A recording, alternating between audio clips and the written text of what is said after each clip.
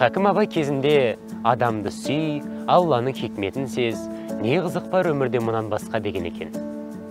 Адам өмірінің қай кезеңінде болмасын өзін жалғызбын деп ойламауы тиіс.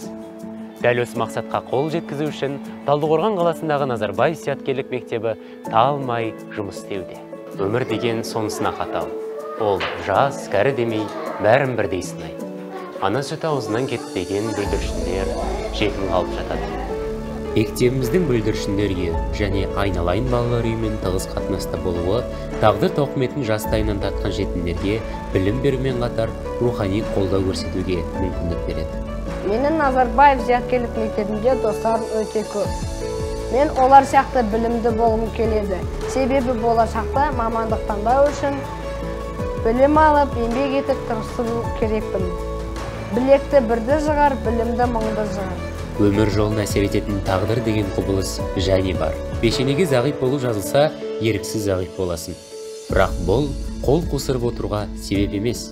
Адамның өмірінде бір есік алдынан жабылса, екінші есік айқара ашылады.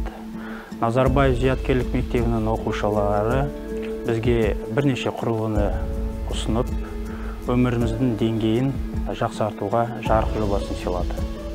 Барлық қиындықтардан аман есен өткендерді қарттық күтеді. Естеліктер мен тәжірибеге және жалғыздық пен өкінішке толы қарттық. Қазір мына техникалық прогрестер көп болып жатыр ғой.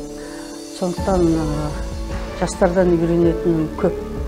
Ұрпақтар сабақтастығына не берем дегенде, мен өзімнің көргенімді, білгенімді, үйренгенімді соларға сіңіруге тырысам. Бұл дүниеде әр адам сан қилы өмір кешеді.